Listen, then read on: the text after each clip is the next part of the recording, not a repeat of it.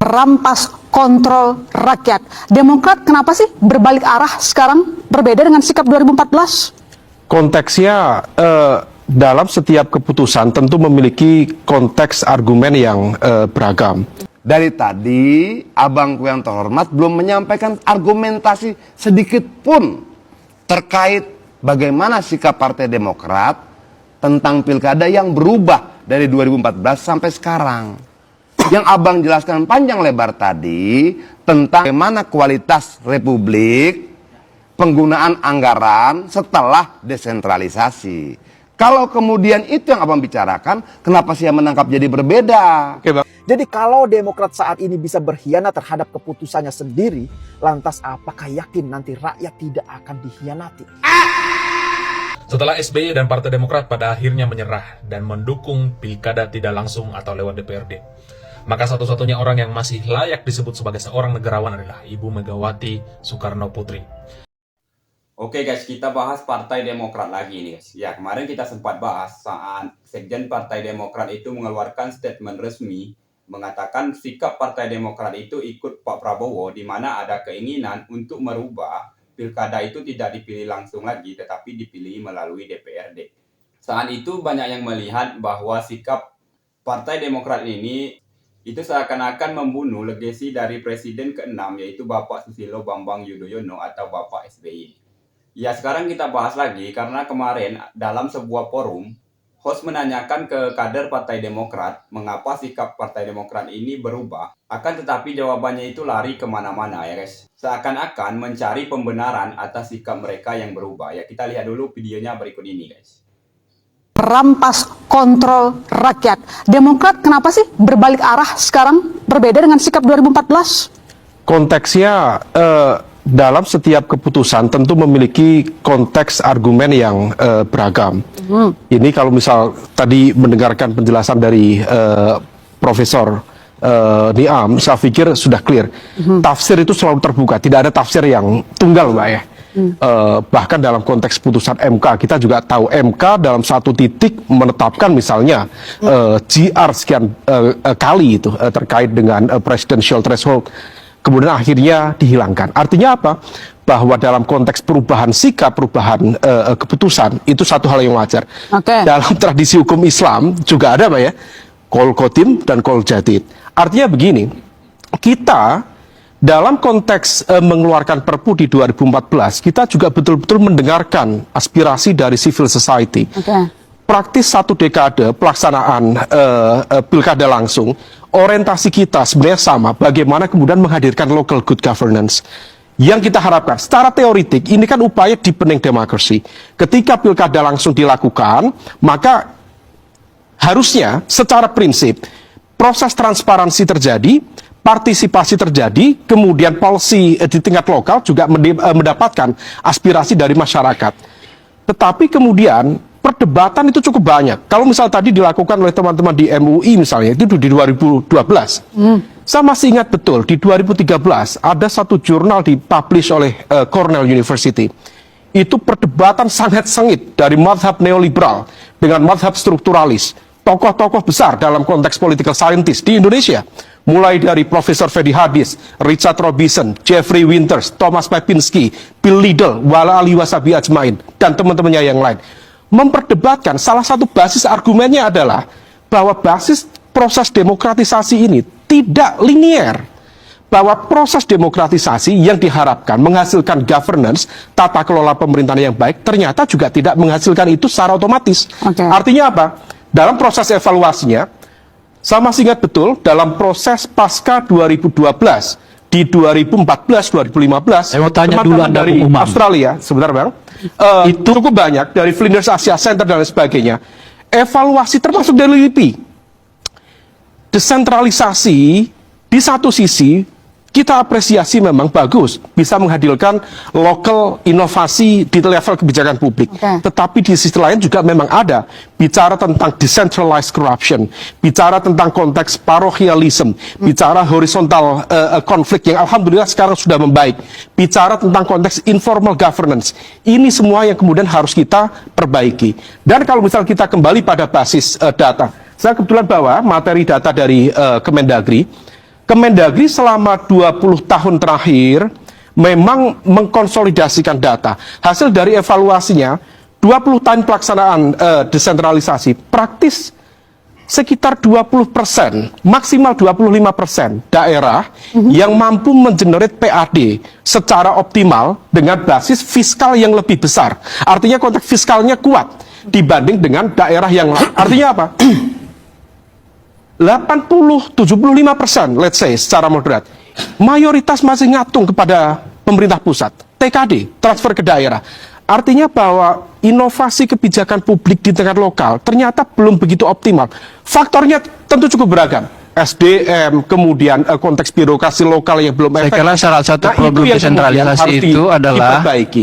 Nah, di pemerintah dalam pusat konteks tidak mau desentralisasi di dalam konteks sesungguhnya. ini, Oke. yang kemudian perlu kita evaluasi, kita di koalisi Oke.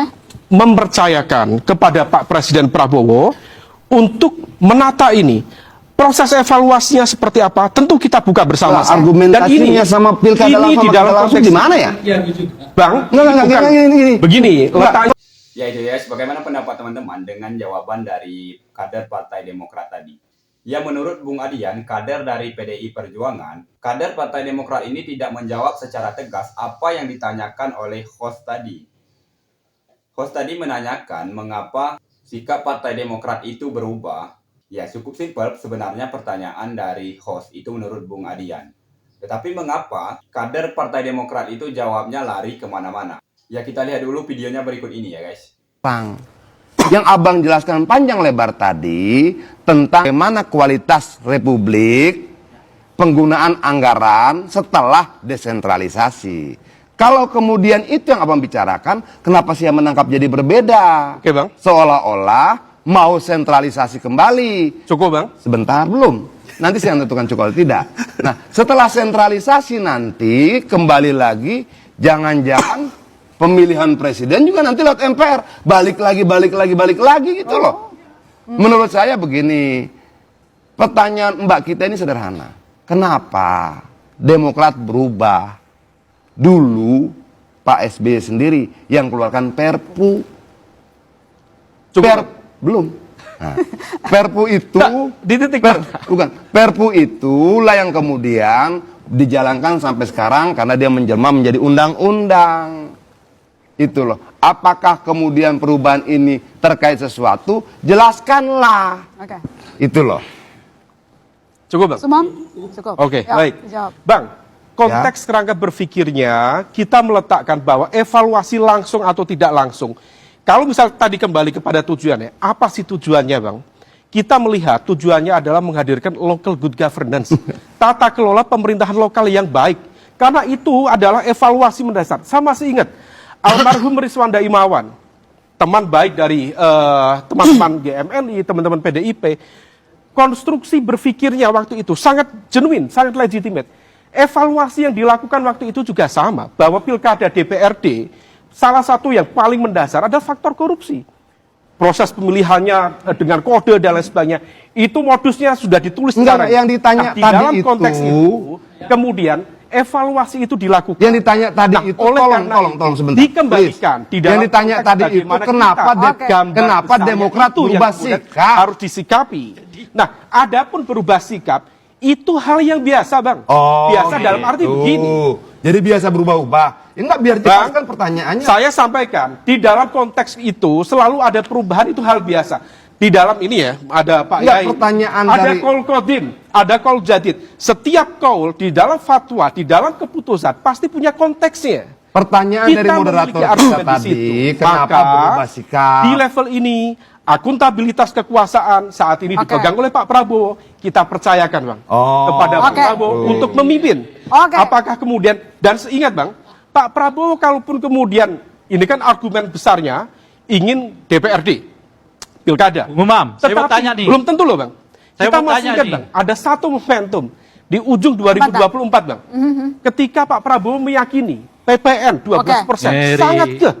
Tetapi ketika kemudian civil society bergerak, Iya. memberikan respon yang sangat Oke. Saya mau tanya Coba, saya mau sedikit, tanya Bung ke Umam. Pak Saya mau Jayadi. tanya Pak sedikit. Jayadi, Memberikan ini ruang sampaikan. yang Saya mau tanya Tidak, sedikit, tidak, Bung Umam. tidak. Boleh saya tanya sedikit? Artinya, Artinya Saya kalau tanya sedikit kemudian saja. ada gerakan civil society yang besar, ada kebijaksanaan Saya tanya.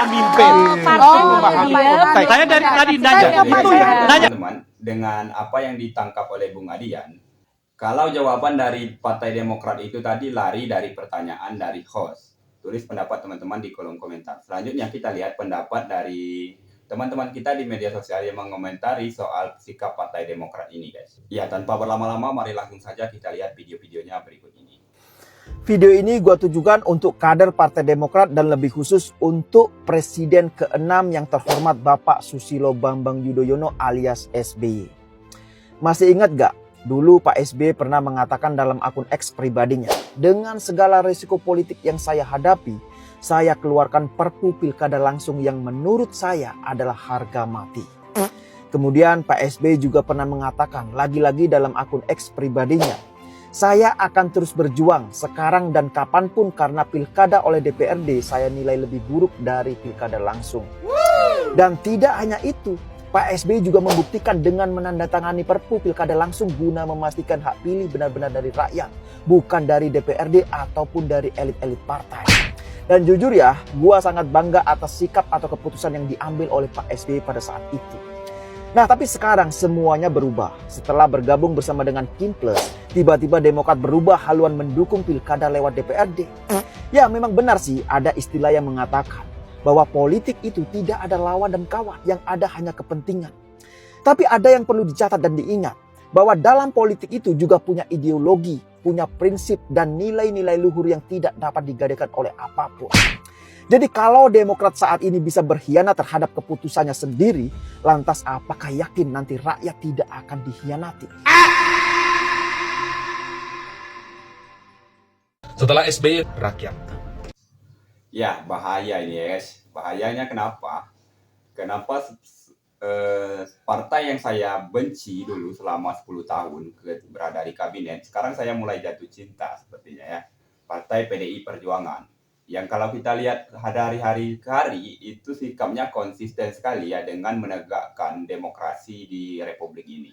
Bagaimana dia menolak 3 periode Bapak Jokowi, menolak penundaan pemilu, dan menolak Gibran itu menjadi wakil presiden. Karena ya memang belum cukup umur pada saat itu ya guys. Dan sekarang Partai PDI Perjuangan itu sendiri berjuang melawan para elit ini untuk merampas hak kita memilih kepala daerah di daerah kita masing-masing. Ya bahaya sekali ya tentunya bagi saya pribadi, di mana saya dulu sangat benci dengan partai ini ya. Tetapi sekarang mengapa saya mulai jatuh cinta? Bagaimana dengan teman-teman? Dan yang selanjutnya, saya sebenarnya menunggu ada statement resmi dari Bapak SBY ya. Mengapa sikap Partai Demokrat ini berubah? Padahal dulu Pak SBY lah yang menyelamatkan pilkada ini dipilih secara langsung lagi.